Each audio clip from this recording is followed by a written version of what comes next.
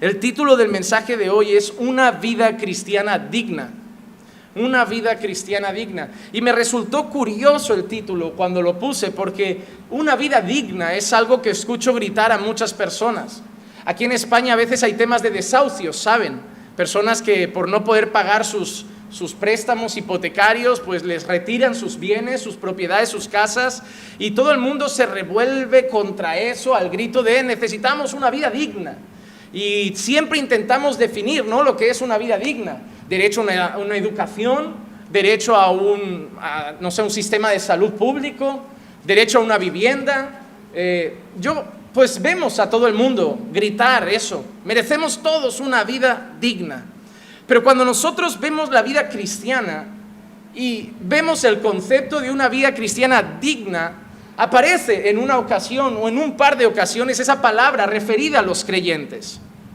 Al creyente que debe tener una vida digna, pero no en el sentido que el mundo lo dice, no en el sentido de cosas que yo merezco, cosas que me deben dar, sino digna en el sentido de cómo debo conducirme dignamente. ¿Cuál es la forma apropiada de conducirme como creyente? Y hoy vamos a hablar de eso, del caminar digno del cristiano. Y digo caminar porque es una expresión que Pablo utiliza mucho. En sus cartas, para mí Pablo es un poeta. Ustedes ven a Pablo hablando de ilustraciones, metáforas. A veces usa lenguaje como refiriéndose a soldados. A veces se refiere a la armadura de Dios, un lenguaje militar. A veces habla del lenguaje de juicio. ¿Quién condenará? ¿Quién acusará a los hijos de Dios? Esos son lenguajes típicos de cosas de tribunales, un lenguaje legal. A veces usa lenguaje deportivo. Nos llama atletas, a correr una carrera, a pelear una batalla. Pero lo que sí Pablo hace muchas veces es referirse a la vida cristiana como un caminar. Y yo en parte lo entiendo, porque la Biblia nos llama a los creyentes peregrinos. Y un peregrino, cuando uno piensa en un peregrino, lo ve solo haciendo una cosa: caminar constantemente y sin parar. Nosotros estamos en España, tenemos el famoso Camino de Santiago, en el cual en verano vienen cantidad de peregrinos de muchos países a hacer ese camino a pie, un largo recorrido que dura días, a veces semanas, y los más aventureros a veces más de un mes, caminando incluso desde otros países, como Francia, para acabar en Santiago de Compostela. Nosotros vemos ese peregrinaje en la vida del cristiano, y Pablo se refiere al creyente como eso, como alguien que camina, que constantemente está caminando, que está andando. Y Pablo nos dice cómo debe ser ese caminar del creyente, cómo debe caracterizarse ese caminar del creyente. Y hoy hablaremos de eso, de 6 características del caminar del creyente. 6 características que definen cómo un creyente se debe conducir. Y lo vamos a hacer en la primera carta de Pablo a los Tesalonicenses, el capítulo 4 y los versículos del 1 al 12.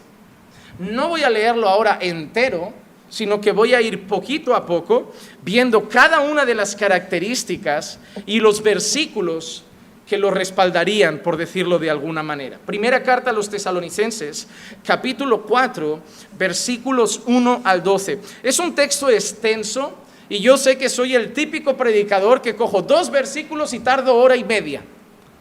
Y yo sé que algunos que me conocen han visto 12 y piensan, como hoy no hay prisa, como mañana el pastor sabe que es festivo, hoy he cogido 12 y esto se va a volver vigilia. Pero tienen buena suerte, porque tengo un compromiso familiar y me voy a ajustar al horario. Así que vamos a por esas 6 características del caminar del creyente. Característica número 1, me encanta, cada día en esta iglesia más gente trae libreta. Esto es cosa buena, hermano, esto es cosa buena. Eso les sirve, ¿sabe para qué? No solo para estudiar. Eso mañana viene, visita a casa, tienen que hacer un devocional, culto familiar, y les sirve como nota para mañana llevar un mensaje a otro sitio. Y seguro que lo expondrán mejor que yo. Característica número 1, el caminar del creyente. El creyente camina para agradar a Dios. Número 1, el creyente camina para agradar a Dios. Y hermano, esto parece absurdo decirlo, no es lógico, pero es importante recordarlo. Caminamos para agradar a Dios. Versículo 1 del texto citado. Por lo demás, hermanos, os rogamos pues, y os exhortamos en el Señor Jesús, que como habéis recibido de nosotros instrucciones acerca de la manera en que debéis andar y agradar a Dios, como de hecho ya andáis, así abundéis en ellos más y más. Hay una cosa que me encanta de Pablo, y hermanos, reconozco que yo tengo que aprender de eso. Yo y muchos, o todos. Pablo les está diciendo al principio, hermanos, os rogamos. ¿Recuerdan Romanos 12? Os ruego por las misericordias de Dios. Hermano, ¿tú te imaginas a los apóstoles de hoy rogando, suplicando, con esa actitud de humildad? Hermano, Pablo tenía autoridad dada por Jesucristo. Podía llegar a la iglesia y decir, soy el apóstol Pablo, nombrado apóstol por el mismo Dios, y lo que yo diga se hace y punto. Pero no venía así, venía rogando. La palabra ruego es una expresión humilde, una expresión de alguien que te pide algo con amor, por preocupación, alguien que quiere lo mejor para ti y te suplica que le hagas caso porque lo que te va a decir es bueno para ti, es importante y quiere que lo atesores y lo escuches. Hermano, para mí el apóstol Pablo no solo era un apóstol o un misionero, es el corazón de un pastor humilde, que aunque sabe que el Señor le ha delegado cierta autoridad en la congregación para cuidar y pastorear, sabe que el liderazgo que el Señor le ha entregado es un liderazgo de servicio. Hermano, eso es una lucha, porque vivimos en un mundo en que cuanto más escalas, más mandas, pero en la casa del Señor, cuanto más escalas, más sirves. Y eso debemos saberlo siempre.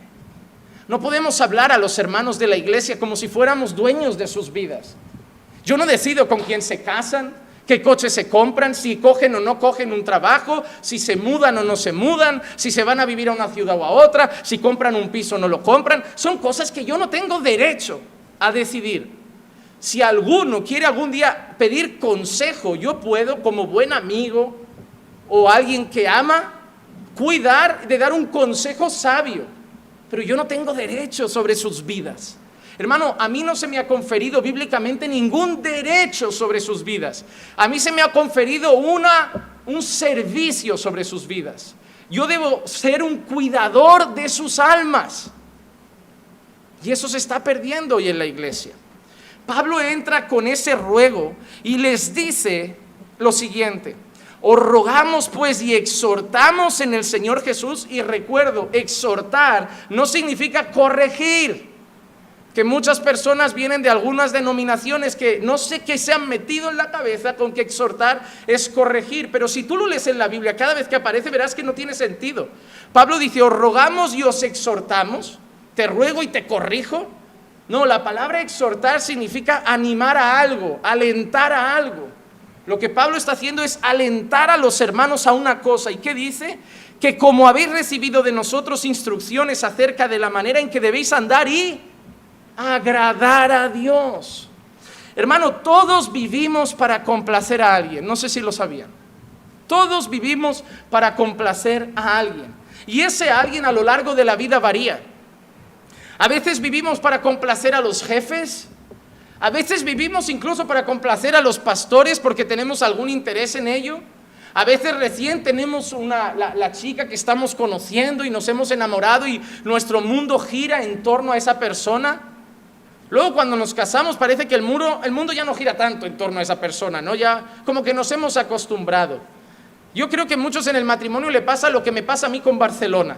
Cuando viene familia o alguien de lejos que nunca ha pisado Barcelona y lo llevas al Arco del Triunfo, a la Sagrada Familia, al Tibidabo, es como, wow, y tú vas ahí como, a ver, haz la foto y vámonos ya. Y luego te paras a pensar y dices, no, de verdad, a veces hay gente en Facebook o algo que sube vídeos de Barcelona, y yo, es que es precioso, pero yo paso ya tanto por ahí que me parece que solo me huele mal, ya ni veo los edificios. Ahora paso por la Sagrada Familia y lo único que pienso es, qué lentos van, ¿hasta cuándo? Yo veo eso, pero en el matrimonio ha pasado lo mismo. Tu mujer es la misma mujer de la que te enamoraste, pero parece que te has acostumbrado a eso. Y ya como que, ay, pasa, como con la Sagrada Familia. Dura demasiado. Pero es así. Y debemos luchar contra esas cosas. Porque eso no es bueno, hermano. ¿Saben por qué lo digo? Porque les pasa también con Dios. ¿Cómo era su primer amor cuando llegaron a la iglesia? Hermano, escuchaban más alabanzas que otra cosa. Salían de casa, cascos, alabanza. En el coche, alabanza. Llegan a casa, alabanza. ¿Qué veían en la tele? Prédica, Biblia, libros. Al culto no faltaba ninguno. Vigilia, yo barro, yo frego. Casi les podían alquilar la iglesia.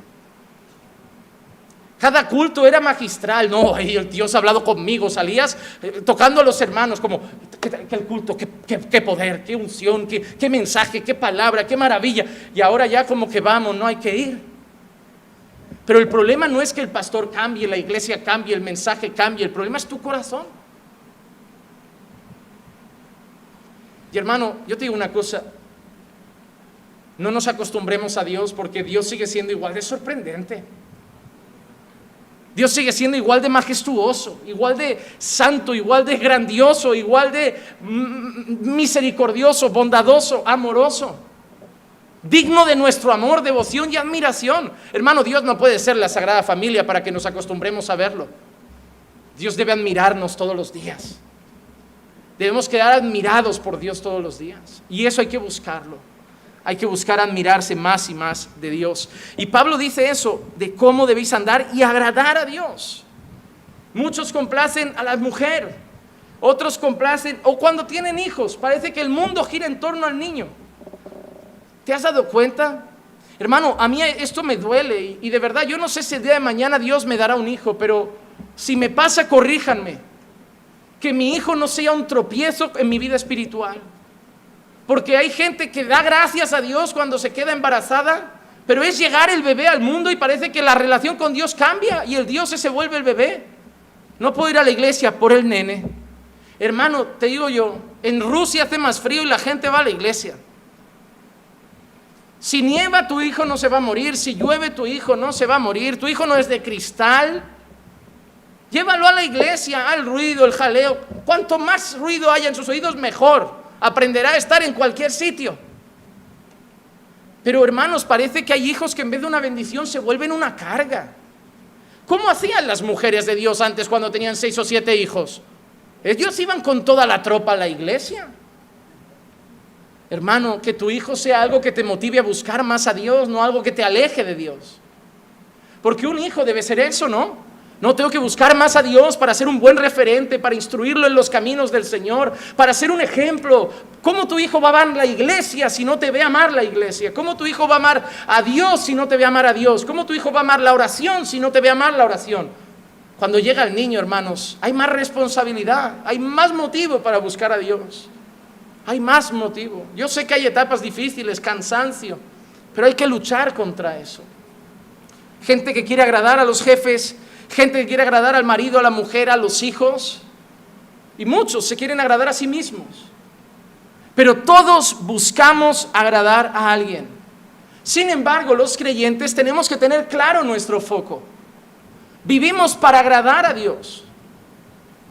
Hermanos, si un día en mi vida Dios no quiera que llegue ese dilema, Iglesia me plantea algo, que hacerlo significa dar ligeramente la espalda a la voluntad de Dios, voy a tener un problema con mi mujer porque Dios va primero. Nada en esta vida debe hacer que le des ni un centímetro la espalda a tu Señor.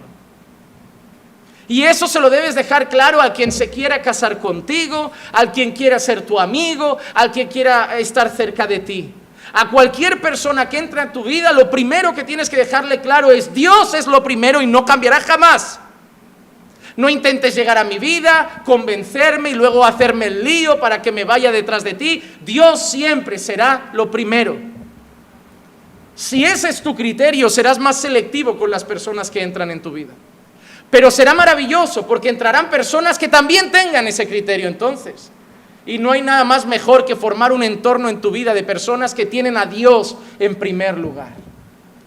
De la misma manera que como pastor sé que es duro para muchas de ustedes, sobre todo mujeres, casadas con hombres no creyentes, y lo sufrido que es saber que oran solas, que van con deseo al estudio y ellos no, que van el domingo y ellos no. Y sí, algunas tienen el consuelo de al menos me respeta y me deja ir.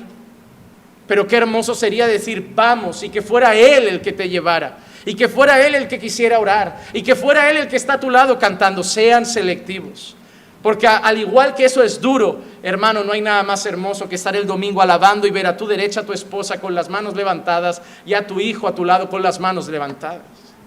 Rompe mi corazón cuando una persona adora a Dios sin su familia. Y es hermoso a los ojos míos cuando veo a toda una familia adorando al Señor, porque creo que ese siempre fue el plan de Dios. Pero para eso debemos tener clara una prioridad: vivo para agradar a Dios. Ya puede ser un príncipe azul, tener dinero, una mansión, un Ferrari, ponerme sirvientas, lo que quiera. Si no ama a Dios, no entra en mi vida.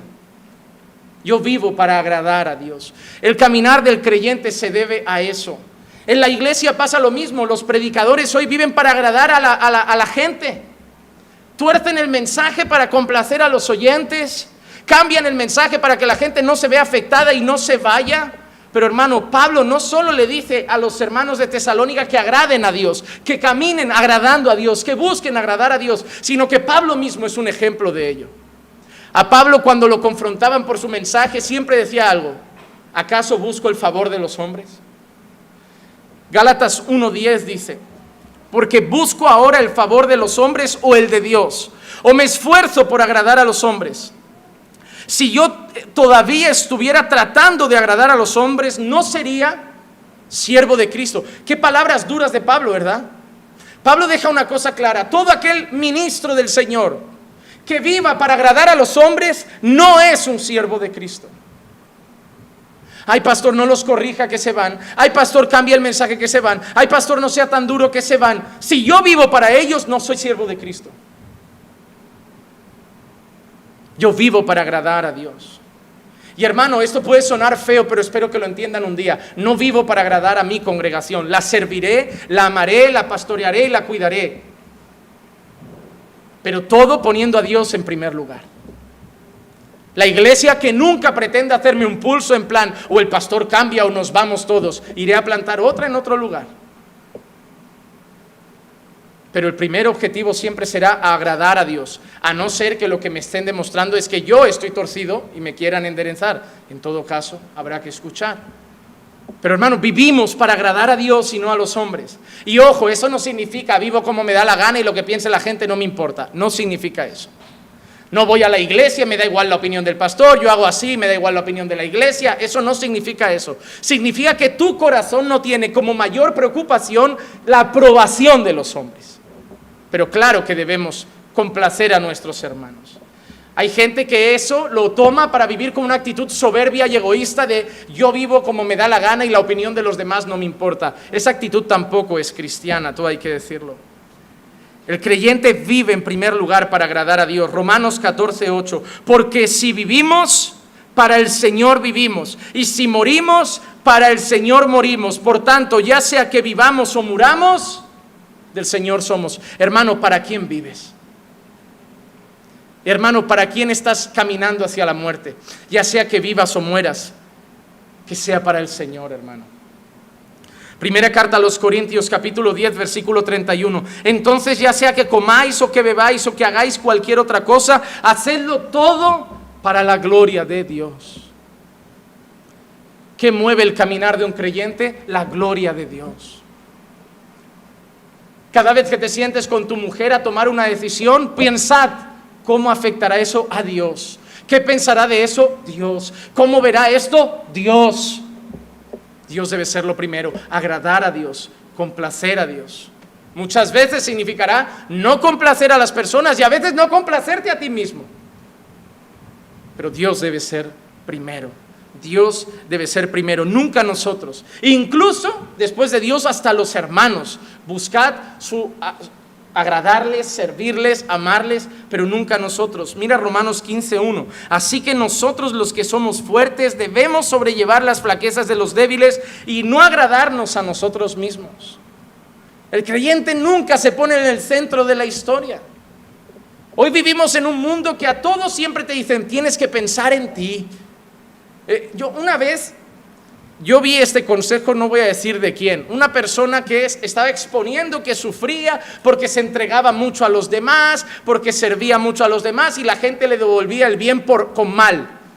A lo que una persona le dijo, es que tienes que pensar más en ti mismo. Ese es un discurso del mundo. El mundo te dice, sirve si te sirven, ama si te aman, y si no lo hacen, déjalos, piensa en ti. Tú no tienes derecho a sufrir por la gente, tú no tienes derecho a sufrir por los demás. Y eso es todo lo contrario al mensaje de Dios. Porque el mensaje de Dios es: te maldicen, bendice, te odian, ama, no te sirven, sirve tú, te piden andar 1 milla, anda 2. Y no esperes nada a cambio. Eso es lo peor. Y no esperes nada a cambio. Ningún creyente en la faz de la tierra debería poner nunca en Facebook. Porque hay gente que cuando lo necesitan, siempre uno está, pero cuando uno lo necesita, nunca aparecen. Eso nunca debería estar en el muro de Facebook de ningún creyente. Porque la iglesia de hoy lo das todo por ella, pero a la hora de la verdad, nadie está a tu lado, solo el mundo. Eso no debería estar en el muro de Facebook de ningún creyente. Sé que los hermanos deberían estar, pero no hacemos las cosas esperando que estén. Y si no están, no pasa nada. Hermano, todo lo que hagas esperando recompensa del ser humano te va a llevar una decepción tremenda. Voy a tener un detalle con mi esposo esperando que mi esposo reaccione. ¡Wow! ¡Qué ilusión! ¡Qué detallazo! Ahí tu esposo reacciona así como, ¡qué bonito! Pues no lo hagas. O si no, hazme una carta, te voy a hacer una sorpresa y espero que tires fuegos artificiales, porque si no me sentiré mal. Pero eso entonces no lo has hecho por mí, lo has hecho por ti. Querías la alegría de la recompensa de tu actitud. Es como cuando la gente me hace a mí una fiesta de sorpresa de cumpleaños, es lo peor que me pueden hacer. Porque la gente cada vez que me ha hecho a lo largo de la historia fiesta sorpresa, Iglesia me tiene que preparar de antemano. Emociónate, pon cara alegre. Llevan 30 días ahí juntando para el regalo, esforzándose. Al menos finge. Y yo llego, ¿hasta cuándo, Cristian? ¿Ya? Pero no lo puedo evitar, es que no me nace, no soy dado a las fiestas, no soy dado a esas cosas, pero lo tengo que intentar por ellos, porque sé que han puesto el corazón en agradar, pero la verdad es que es como cuando uno da un regalo y regala lo que a uno le gusta a la otra persona, si es para el otro. Hermano, debemos vivir entregándonos sin esperar nada, porque no hay nada más egoísta que amar esperando ser amado, porque entonces no lo puedes llamar amor, porque el amor no busca lo suyo. Hermano, el creyente no vive para agradar a los hombres, no vive para agradarse a sí mismo, el creyente vive para agradar a Dios, para agradar a Dios. Número 2, el creyente camina en santificación. El creyente camina en santificación. El creyente camina en un proceso de santificación constante. Y ahora vamos a tocar un tema delicado. Versículos 2 y 3. Pues sabéis qué preceptos os dimos por autoridad del Señor Jesús. Mira qué maravilloso. Pablo ha empezado diciendo, os rogamos, pero ahora dice, lo que hemos dicho, os lo hemos dicho en la autoridad del Señor Jesús. Vengo humildemente, pero siguen siendo palabras de Dios. Y mira qué dice, porque esta es la voluntad de Dios, vuestra santificación, es decir, que os abstengáis de inmoralidad sexual. Cada vez que algún creyente me viene y me pregunta, pastor, ¿cómo puedo descubrir la voluntad de Dios para mi vida? Le digo el mismo versículo. Porque esta es la voluntad de Dios, vuestra santificación. Pero yo sé que cada vez que alguien viene a decirme, ¿cómo puedo descubrir la voluntad de Dios para mi vida? Lo que me está preguntando es, pastor, ¿cómo puedo saber con quién me voy a casar? ¿Cómo puedo saber dónde voy a pasar mi futuro? ¿Cómo puedo saber dónde tengo que vivir? ¿Cómo puedo saber de qué voy a trabajar? ¿Cómo puedo saber qué carrera coger? A lo que respondo siempre, no lo sé. Igual que ayer una señora me mandó un correo electrónico y me dijo, pastor, tengo una consulta, sé que usted es un hombre usado por Dios y quiero que me ayude. Llevo 3 días soñando con ratones grandes y quemados. ¿Qué significa? Hermano, yo no sabía dónde meterme. Porque además yo soy dado a la broma. Claro, pero uno tiene esta apariencia seria, digo, no hay que contestar serio, pero me están entrando las ganas. Claro, yo le contesté la verdad, le dije, mire, yo es que soy pastor, yo si me pregunta algo de la Biblia, pues intento responder, pero ratones grandes y quemados, no lo sé. Igual es otro bicho de Apocalipsis, pero no sé qué decirle. La respuesta de la señora es, qué falta de revelación. Y a mí lo que me sorprende de esto es el nivel de cristianismo de nuestra época, que es ese. Hoy la gente tiene un sueño y lo peor es que eso no es un caso aislado. Hoy la gente tiene un sueño y se lo cuentan entre los hermanos. Hermano, he soñado contigo. Hermana, he soñado... Y yo ya he soñado que he matado a 4 o 5 aquí y no se lo voy a contar. A veces alguno no me ha saludado una semana, se me ha cruzado un poco, igual lo he pensado mucho y por la noche me he visto el hermano llegando, estaba oscuro, no sabía que había nadie en la iglesia y de golpe ha pasado algo. Claro, me he arrepentido al Señor, digo, Señor, si ese deseo está en mi corazón, sácalo. Pero hermano, el problema de movernos por sueños,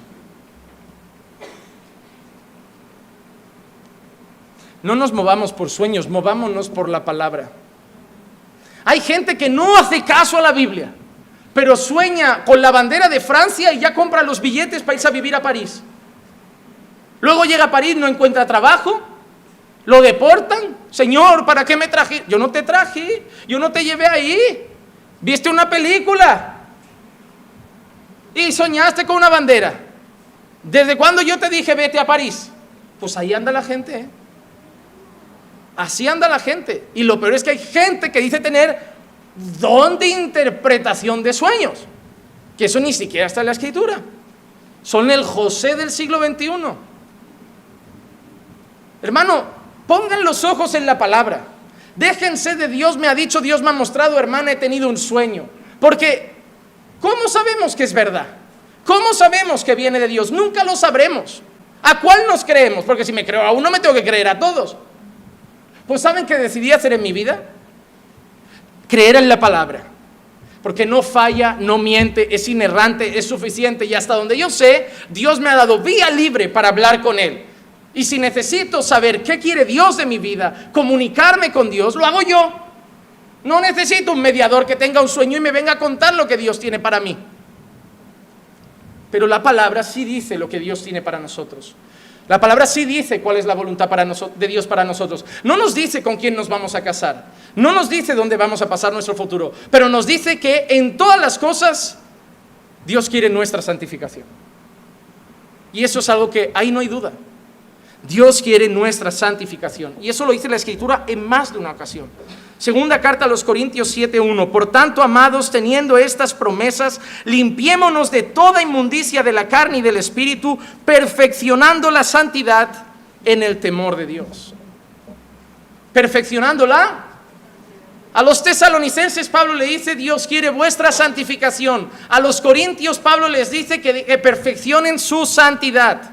La carta a los hebreos dice, buscad la paz con todos y la santidad, sin la cual nadie verá al Señor. Hebreos 12:14. Y podíamos seguir con el Antiguo Testamento que está lleno de esa palabra. Así que si en Génesis habla de santo, en Éxodo habla de santo, en Levítico habla de santo, en Romanos habla de santo, en Hebreos habla de santo, en los Corintios habla de santo, en los tesalonicenses les habla de santo, ¿qué quiere Dios para nosotros? Santidad, santidad. Y santidad no es legalismo. Legalismo es vivo de tal manera para ganarme el favor de Dios. Santidad es vivo en obediencia porque ya tengo el favor de Dios. Yo no tengo que ganarme el favor de Dios, ya me lo ha dado por gracia. Tengo todas sus promesas en Cristo sobre mi vida.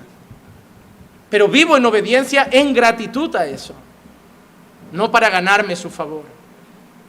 Pero cuando Pablo además dice a los tesalonicenses que la voluntad de Dios es su santificación, justo después lo relaciona con una cosa muy preocupante: que os abstengáis de inmoralidad sexual. que os abstengáis de inmoralidad, que os abstengáis de inmoralidad sexual. Hermano, una iglesia norteamericana se juntó con otras iglesias y quisieron hacer una estadística dentro de la iglesia. Preguntaron a asistentes de las iglesias regulares sobre su relación con la pornografía. Les voy a dar datos. El 68% reconoce que ve pornografía al menos una vez cada 2 o 3 meses. El 36% reconoce que ve pornografía semanalmente. El 30% acepta tener adicción o problemas con la pornografía. 3 de cada 10 asistentes a una iglesia. El 21%, y este me dolió, porque es 2 de cada 10, el 21% de líderes religiosos admiten luchar con el problema de la pornografía. Significa que 2 de cada 10 pastores cada domingo suben a predicar luchando con la pornografía. El 35% de asistentes a congregaciones admite haber tenido deslices sexuales extraconyugales siendo parte de la iglesia. Más de 3 de cada 10 creyentes admiten haber tenido casos de adulterio siendo miembros de una iglesia. Estamos hablando de creyentes, no del mundo. El mundo seguramente vería pornografía y te digo más, esto es probable que sea de gente que algunos han mentido y las estadísticas sean mayores. Pero hay una cosa curiosa, eso no es nuevo. La lucha con la inmoralidad sexual no es nueva. Primera carta a los Corintios, capítulo 5, versículo 1. En efecto, se oye que entre vosotros hay inmoralidad. Y mira lo que dice, y una inmoralidad tal como no existe aún ni siquiera entre los gentiles, al extremo de que alguno tiene la mujer de su padre. ¿Saben lo peor que pueden hacer con las estadísticas que hemos visto de la pornografía? Sentirse cómodos con ellas. Decir, ¿sabes qué? Son muchos, no estoy tan mal. Porque yo no he expuesto las estadísticas del problema con la pornografía para que usted se sienta cómodo pensando que está tan mal como muchos, sino para que seamos conscientes que desde que la iglesia no predica contra el pecado, desde que la iglesia no predica sobre santidad, desde que la iglesia no predica sobre el infierno, desde que la iglesia no predica sobre esto, el pecado gobierna. Estas estadísticas son fruto de que la iglesia hoy está llena de Dios es amor, amor, amor y nada más. Dios perdona todo, ven a Dios como está, Dios tolera todo, dejadlos pecar y cantar, dejadlos pecar y en la alabanza, dejadlos pecar y predicar, porque así un día se animarán a cambiar, hay que darles un incentivo. No, no, no. Quien vive en pecado ni siquiera se le puede llamar hermano.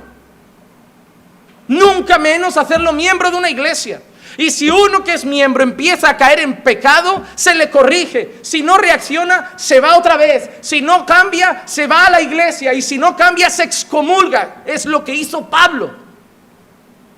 Cuando Pablo ve este caso, llama la atención a los corintios porque dice, me he enterado que entre vosotros hay uno que ha tomado a la mujer de su padre. Un caso de inmoralidad como no he visto ni en los gentiles. Y Pablo corrige a los corintios. ¿Por qué? Porque los corintios habían mirado a otro lado.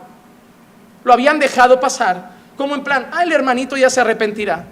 Pero Pablo dice que eso estuvo mal. Dice, yo ya tengo sentencia, entregadlo a Satanás. Eso es lo que Pablo dice. Eso lo dice Juan Manuel. ¿Y saben qué pasa? Ese pastor es duro, es malo, es insensible, no tiene tacto, no tiene empatía. Es un tirano, Juan Manuel. Pero lo dijo Pablo. Pablo no hizo ni un proceso de arrepentimiento, que vaya uno, que vayan dos. Pablo dijo, esto hay que cortarlo, esto es intolerable en la iglesia. A mí hay personas que me dicen, todos los pecados son iguales ante Dios. Sí, pero no son iguales ante los hombres. ¿Por qué Pablo en ese caso de pecado lo excomulgó directamente y otros pecados hay un proceso? Porque el efecto que algunos pecados tienen entre los hombres hay que cortarlo de raíz. Tú puedes haber conocido a un novio mundano y saber que eso es yugo desigual y es pecado.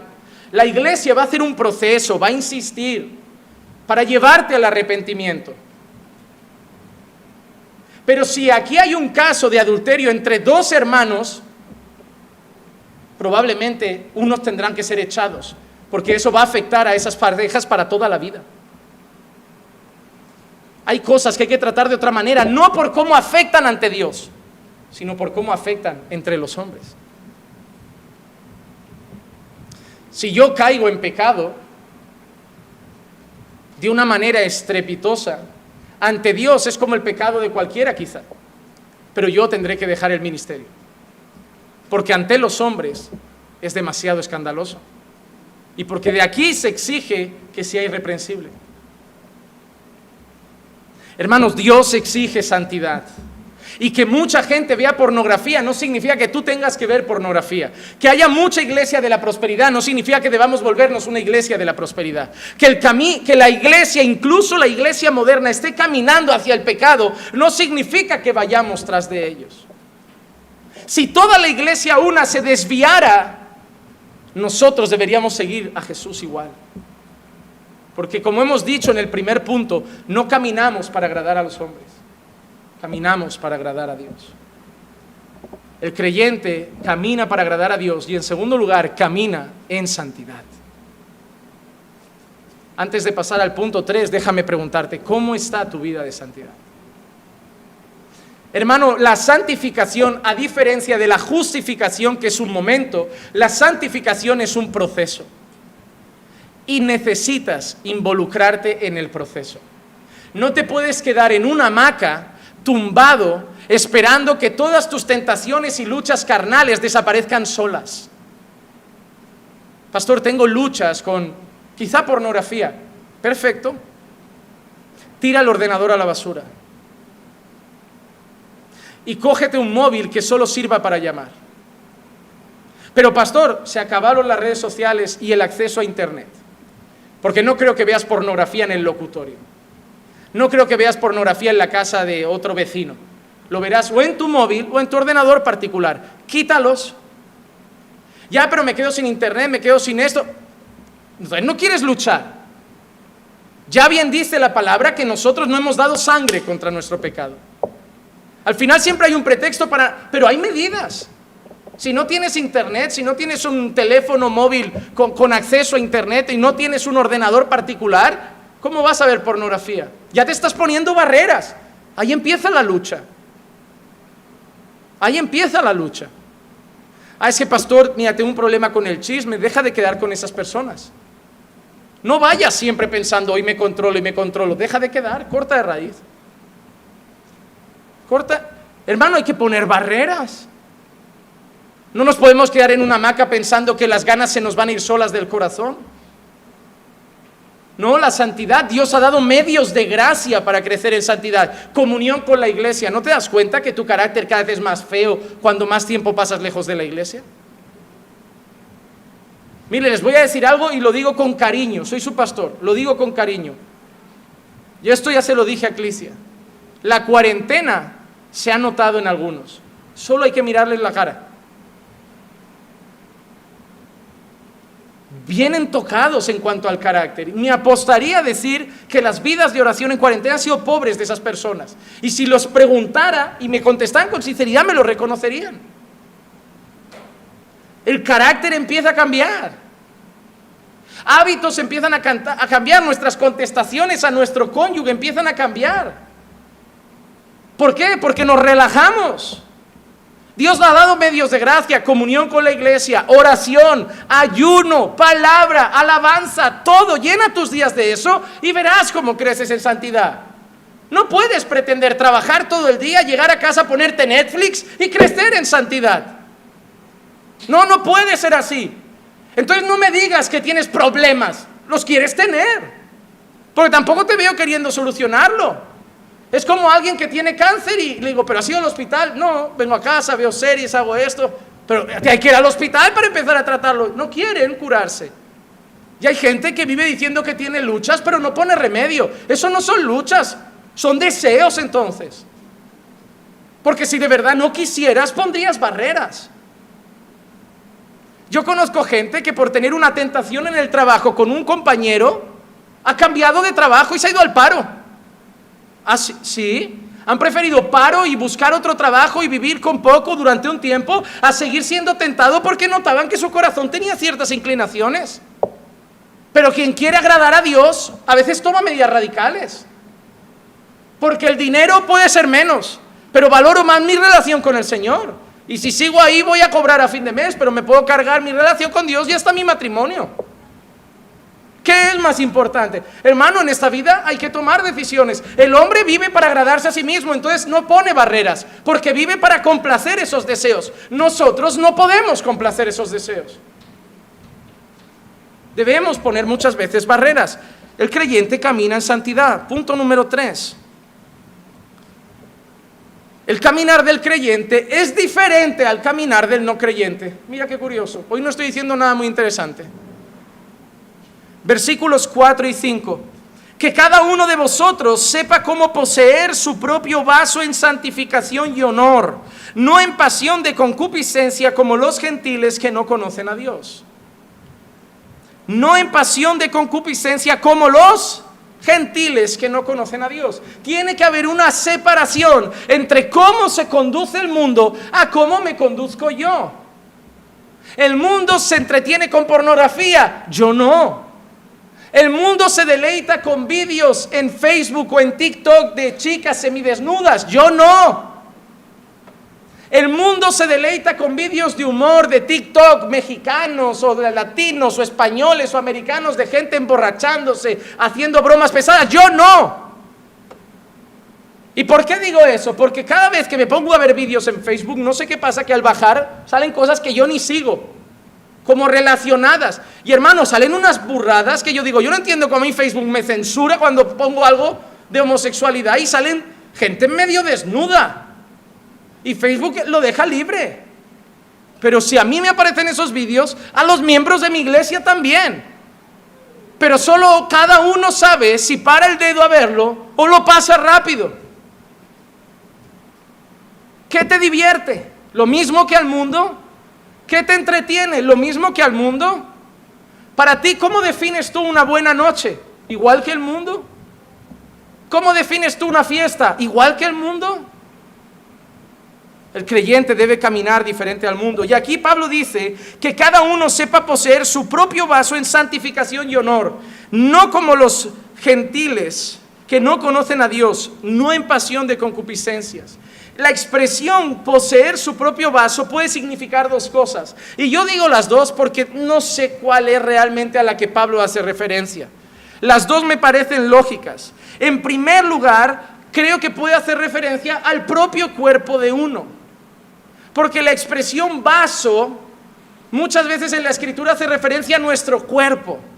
Por ejemplo, segunda carta a los Corintios, capítulo 4, versículo 7. Pero tenemos este tesoro en vasos de barro para que la extraordinaria grandeza del poder sea de Dios y no de nosotros.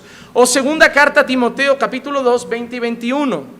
Ahora bien, en una casa grande no solamente hay vasos de oro y plata, sino también de madera y de barro, y unos para honra y otros para deshonra. Por tanto, si alguno se limpia de esas cosas, será un vaso para honra, santificado, útil para el Señor, preparado para toda buena obra. Entonces, por un lado, creo que Pablo puede referirse a esa vida de santidad diferente a los creyentes en cuanto a nuestro propio cuerpo.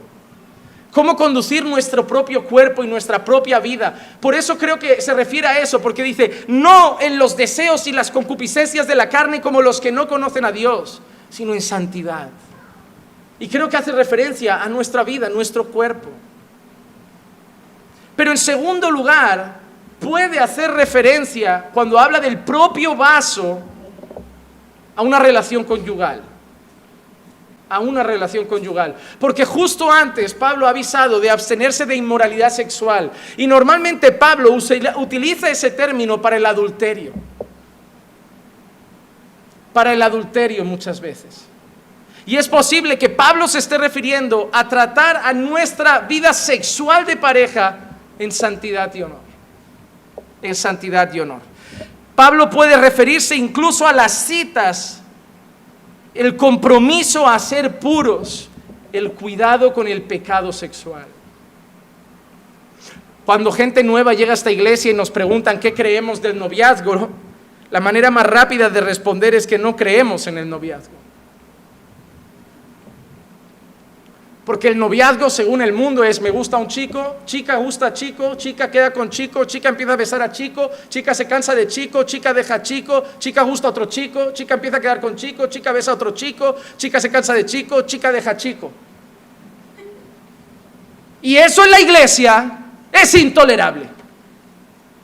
Si una persona en esta iglesia besa a más de uno de esta iglesia, lo excomulgo. Es intolerable. Esa es la manera de conducirse del mundo.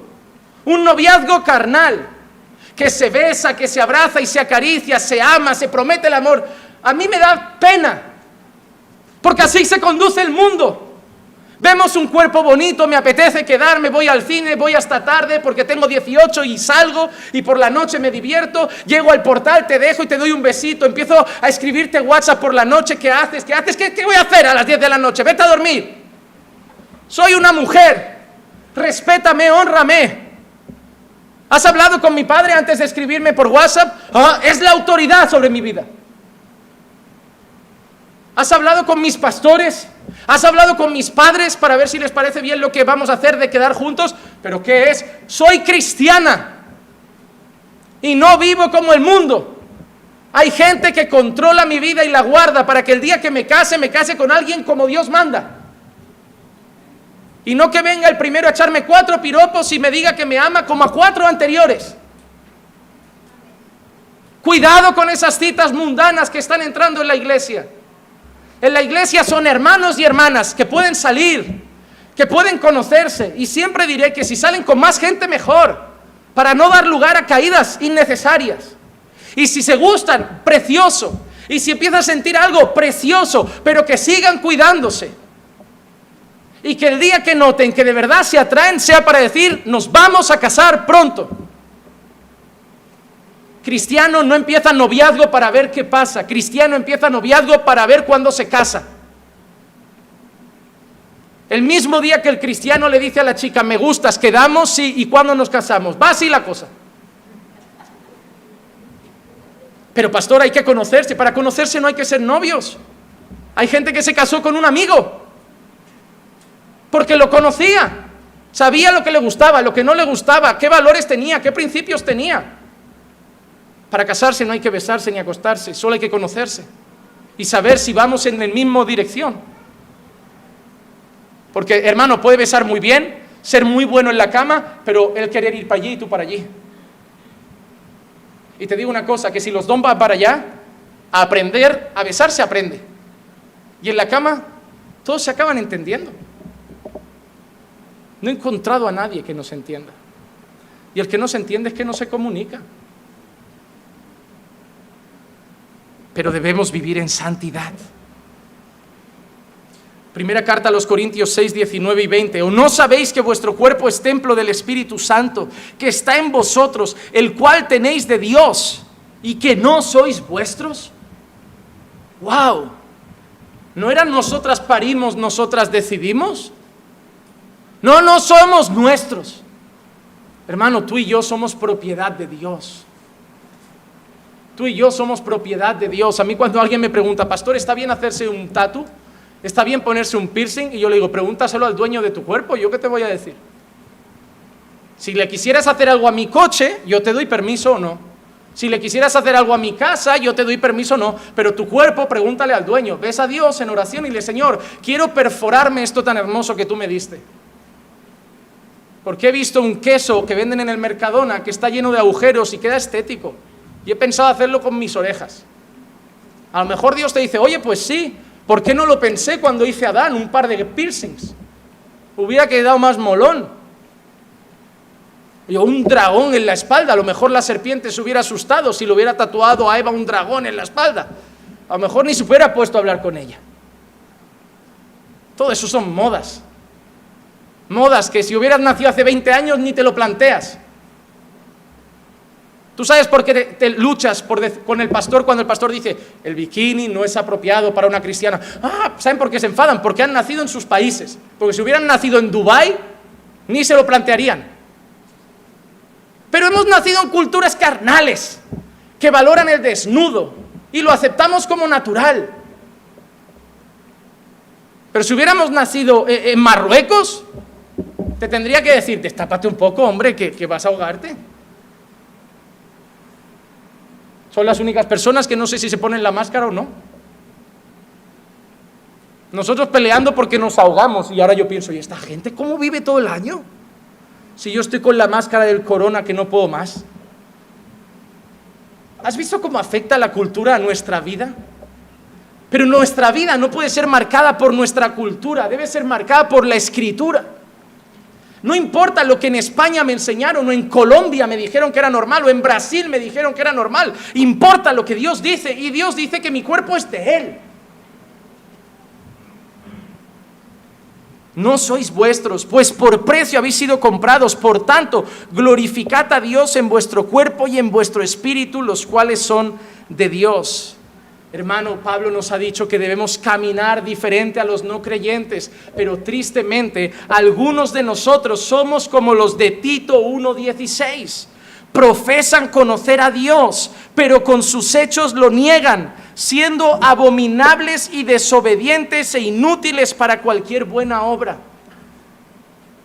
Hermano, ¿a ti te gustaría que Dios dijera eso de ti? Profesas conocer a Dios, pero tu vida no lo demuestra. ¿Qué te gustaría ser? ¿Aquel siervo como Job del que Dios dice, ¿has visto a mi siervo justo, recto, bueno? ¿O el siervo de Tito 1:16? Profesa conocerme, pero con sus hechos me niega. Ahora mismo, hermano, en este momento de tu historia, ¿cuál serías de los dos? ¿Qué diría Dios de ti? No importa la fe que decimos tener con nuestros labios, importa la fe que mostramos con nuestra vida. Número 4, el creyente camina sin rechazar a Dios. Camina sin rechazar a Dios. Versículos 6 al 8. Y que nadie peque y defraude a su hermano en este asunto, porque el Señor es vengador en todas estas cosas. Como también antes os lo dijimos y advertimos solemnemente, porque Dios no nos ha llamado a impureza, sino a... Otra vez, hermanos, ¿será que la santidad importa? Pablo es hebreo, y no sé si lo saben, pero en la cultura y literatura hebrea no hay negrita, no hay exclamaciones. Cuando algo es importante, ¿qué se hace? Se repite. ¿Cuál es el atributo de Dios que se repite 3 veces en una frase? Solo ese atributo se repite 3 veces en una frase en el libro de Isaías. Santo, santo, santo. En ninguna parte de la Escritura verás, Dios es amor, amor, amor. Misericordia, misericordia, misericordia. Justo, justo, justo. Pero en Isaías vemos a unos seres celestiales refiriéndose a Dios como santo, santo y santo. Y hemos cometido el error de decir, Dios es el 3 veces santo. No. Pone santo, santo, santo, porque no cabría decir todas las veces santo. Porque si pudieran seguir hablando, seguirían hasta hoy diciendo santo, santo, santo. Porque en las 3 veces santo, no es que Dios es 3 veces santo. Eso es poco todavía. Significa que Dios es santísimo, que su santidad se excede todo conocimiento. Nunca tú y yo podremos definir la santidad de Dios, ¿sabías? Si alguien una vez te preguntara, ¿cómo de santo es Dios? No podrías definirlo bien. Sin mancha, no podríamos, no sabríamos cómo. Sobrepasa cualquier definición que entre en la boca nuestra. Cuando algo era importante, Jesús a veces decía, de cierto, de cierto te digo. ¿Por qué decía de cierto 2 veces? Es un énfasis añadido. Pues Pablo en este texto ha vuelto a recalcar la santificación. La santificación. Porque es el énfasis del texto. El énfasis del texto es la santificación. Y mira que dice el versículo 8, por consiguiente, el que rechaza esto, ¿qué es esto?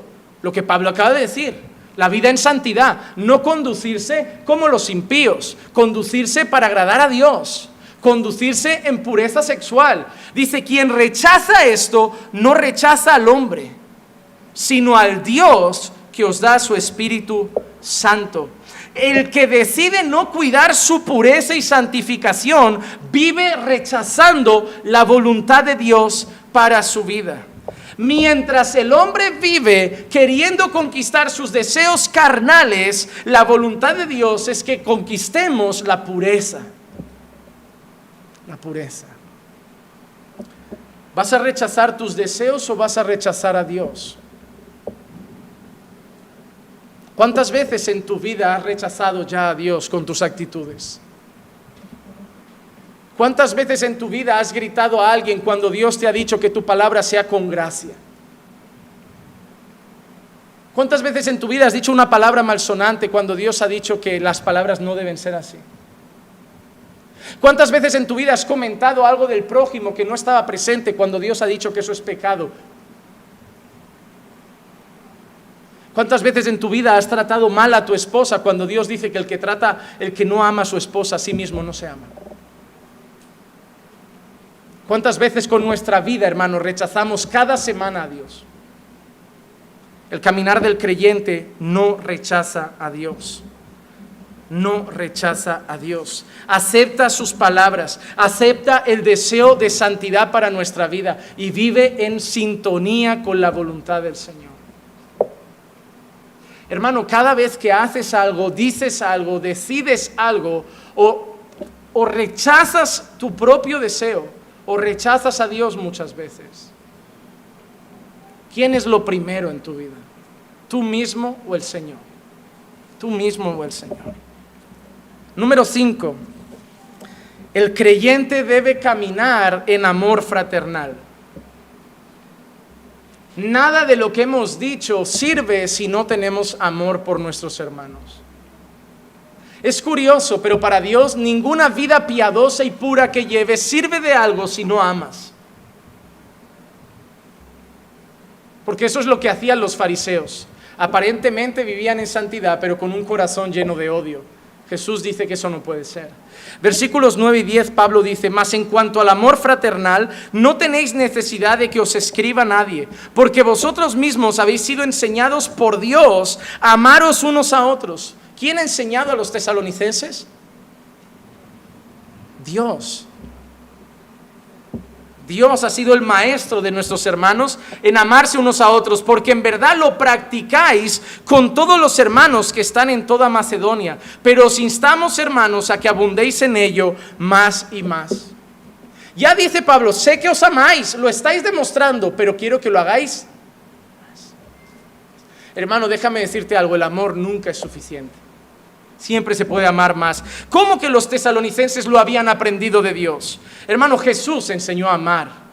En primer lugar, con sus enseñanzas. Juan 13, 34, 35. Un mandamiento nuevo os doy, que os améis los unos a los otros, como yo os he amado, así también os améis los unos a los otros. En esto conocerán todos que sois mis discípulos, si os tenéis amor los unos por los otros. Jesús no solo nos enseña con sus enseñanzas, sino que nos enseñó con su ejemplo. Juan 15, 13. Nadie tiene mayor amor que este, que uno dé su vida por sus amigos. Jesús nos enseñó con su boca que debíamos amarnos y demostró con su sacrificio cómo era ese amor. Pero así como Pablo dice, no solo debemos amarnos, sino que debemos abundar en ello más y más. Primera carta a los Tesalonicenses, capítulo 3, versículo 12, dice así: y que el Señor os haga crecer y abundar en amor unos para con otros y para con todos, como también nosotros lo hacemos para con vosotros. Filipenses 1:9, y esto pido en oración, que vuestro amor abunde aún más y más en conocimiento verdadero y en todo discernimiento. Y punto número 6, el creyente debe caminar en honestidad. El creyente debe caminar en honestidad, versículos 11 y 12. y a que tengáis por vuestra ambición el llevar una vida tranquila. ¿Cuál debe ser la ambición del creyente? Llevar una vida. ¿Y por qué vivís tan estresados?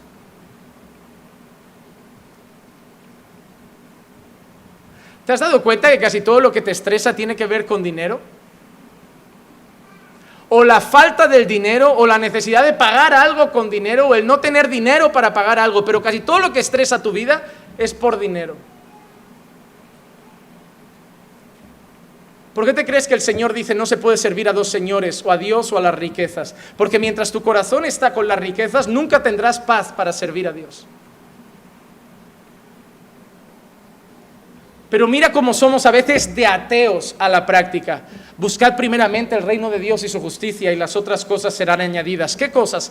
Comida, bebida y ropa, necesidades básicas. El Señor promete en su palabra, Jesús mismo con su palabra dice, si buscáis primero el reino de Dios, os voy a dar lo necesario. Y tú le dices muchas veces a la iglesia, al pastor, a gente, no puedo buscar el reino de Dios porque si no, no tendré lo necesario. Entonces, ¿quién miente, tú o Jesús? ¿Me estás diciendo que Dios se equivocó? ¿Que Jesús mentía? ¿Que esa palabra no era para ti? ¿O es que no la crees suficiente? ¿O es que no quieres lo suficiente y quieres más? ¿Te has dado cuenta esa gente que da rabia incluso a algunos que los tienen al lado y dice, esa persona es muy pasota, o sea, con lo que tiene le basta, nunca tiene aspiraciones, y ahí como que uno quiere convencer al resto, pues yo sí tengo, yo quiero crecer, yo quiero tener un curso más grande, yo quiero tener, y tú los ves, vale, pero déjalo tranquilo, él es feliz así, él come, él bebe, él tiene un techo, él se mueve a los sitios, va vestido, tienes aspiraciones, pero una cosa, él tiene tiempo con su familia, él congrega, él crece en la iglesia porque pasa tiempo en la iglesia, él conoce a los hermanos, por eso tiene comunión con los hermanos, por eso nunca se queja de la falta de unión en la iglesia porque está en la iglesia.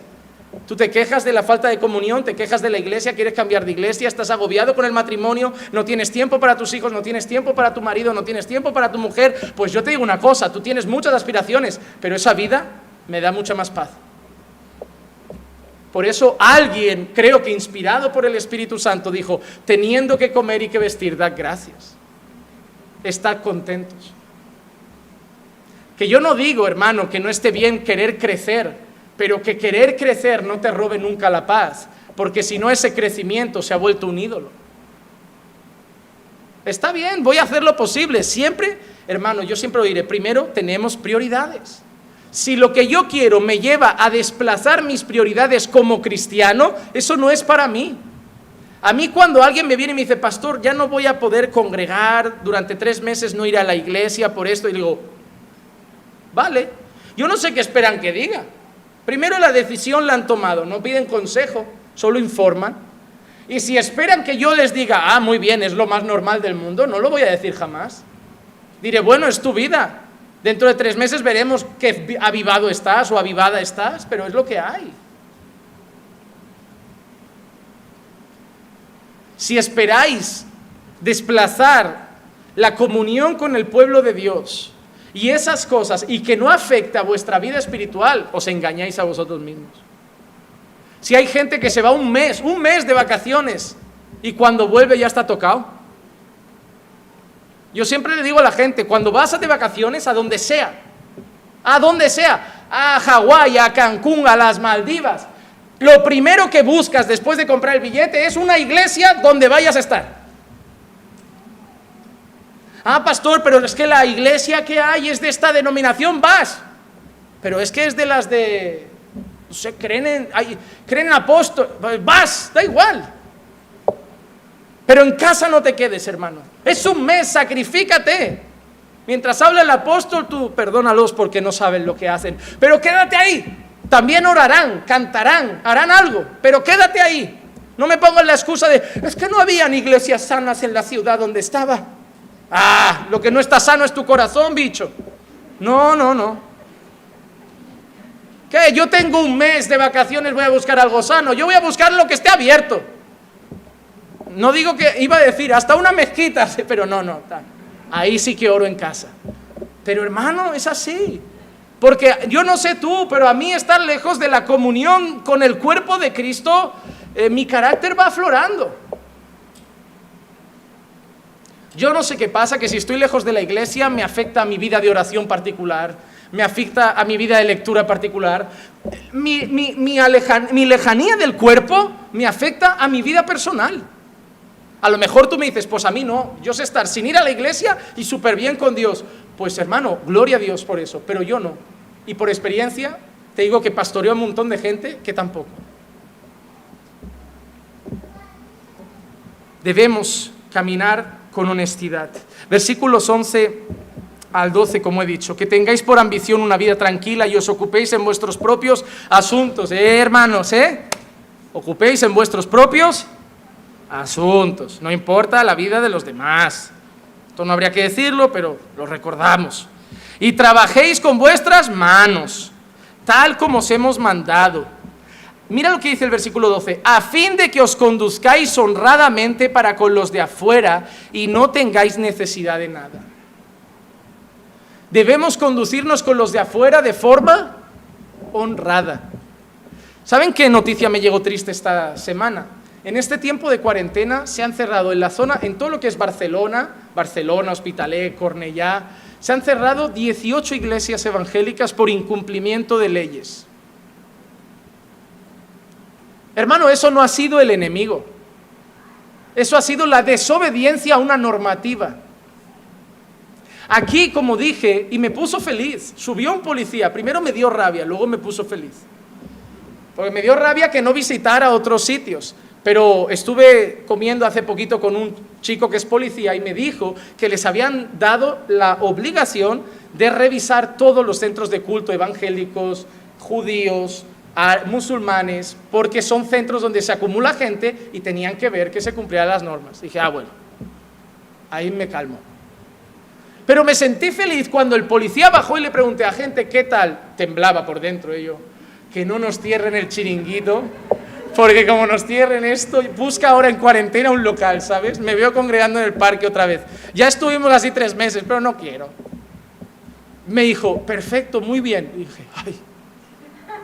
Pero ese hombre llegaría a la comisaría y le preguntarían, oye, esa iglesia, y alguno como con ganas de cerrarla, cumplen las normas. No podemos hacer nada. La música no pasa los decibelios permitidos, la distancia de seguridad, llevan sus mascarillas, hay gel en la entrada, está bien. Hermano, debemos conducirnos honradamente con los de afuera. Primera de Pedro 2:12, mantened entre los gentiles una conducta irreprochable, a fin de que en aquello que os calumnian, no como malhechores ellos, por razón de vuestras buenas obras, al considerarlas, glorifiquen a Dios en el día de la visitación. ¿Cómo debemos conducirnos entre los no creyentes? De forma irreprochable. Hebreos 12:1, porque tenemos en derredor nuestro gran nube de testigos. La gente nos mira. ¿Y cómo debemos correr? Hebreos 12:2, puestos los ojos en Jesús, el autor y consumador de la fe. Hermano, hoy te dejo ahí 6 características del caminar del creyente. Y te pido perdón si algo que he dicho te ha ofendido, pero yo te pido otra cosa. Si lo que he dicho que te ha ofendido es verdad, no te enfades conmigo, enfádate contigo. Si es mentira, corrígeme. Si es verdad, arrepiéntete. Porque como he dicho, el primer mandato es caminar de la manera que agrada a Dios, aunque eso suponga a veces no poder ayudar a los hombres. Vamos a orar.